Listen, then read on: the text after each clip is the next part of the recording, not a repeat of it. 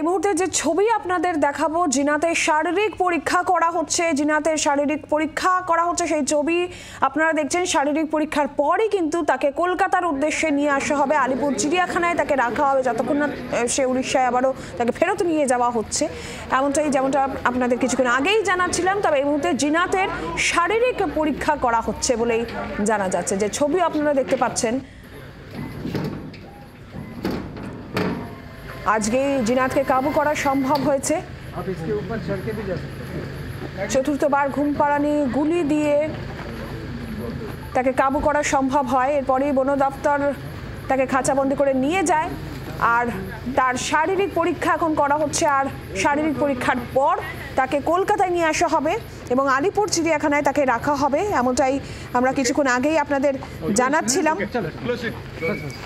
এবং ইতিমধ্যেই বাঘিনী হস্তান্তরের জন্য উড়িষ্যা সরকারকে চিঠি দিয়েছে নবান্ন। যতক্ষণ না তারা আসছেন ততক্ষণ আলিপুর চিড়িয়াখানাতেই জিনাত থাকবে। শারীরিক পরীক্ষার পর তাকে নিয়ে আসা হবে আলিপুর চিড়িয়াখানায় তাকে রাখা হবে। মৃত্যুঞ্জয় দাস রয়েছেন, আরো বিস্তারিত জানাবেন। মৃত্যুঞ্জয়, কি জানা যাচ্ছে?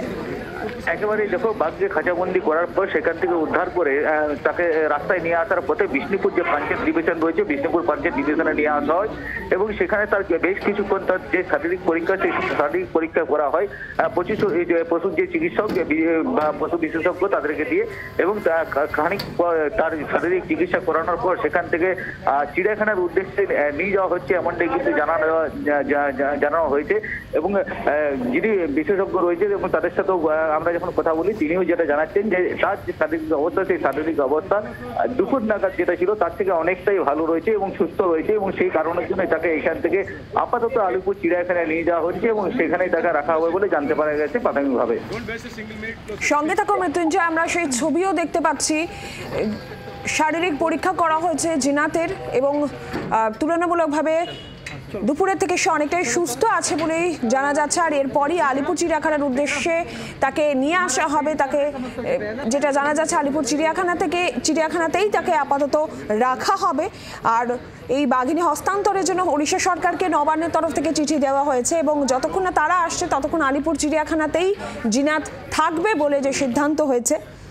আর আপনারা যে ছবি দেখছেন, জিনাতের শারীরিক পরীক্ষা করা হয়েছে ইতিমধ্যেই এবং সে সুস্থ আছে বলেই জানা যাচ্ছে। আর এখান থেকেই এবার আলিপুর চিড়িয়াখানার উদ্দেশ্যে রওনা হবে জিনা। তাকে আলিপুর চিড়িয়াখানার উদ্দেশ্যে নিয়ে আসা হচ্ছে। আর বন দপ্তরের তরফ থেকে কি বলা হয়েছে শুনবো।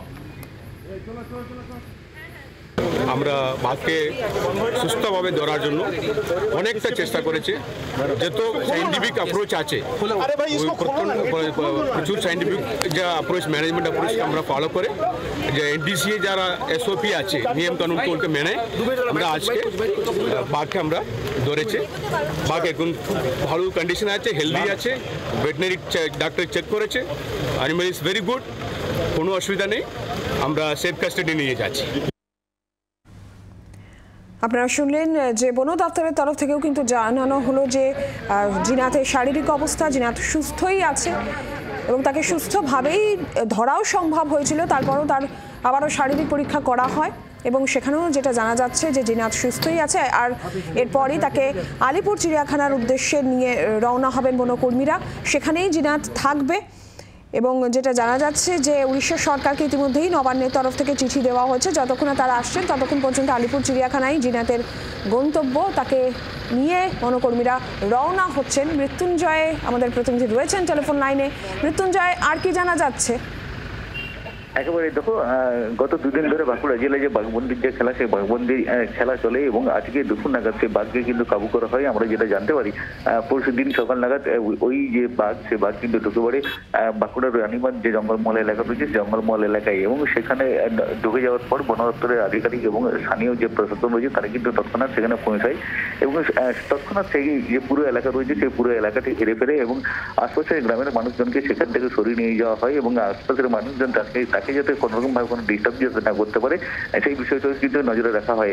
এবং গতকাল থেকে একাধিকবার কিন্তু চেষ্টা চালানো হয় এবং গতকাল 3বার তাকে ঘুম পাড়ানি গুলি দিয়ে তাকে গুলি করা হয় এবং কোনোরকমভাবে তাকে কিন্তু বাগে আনতে পারা যায়নি।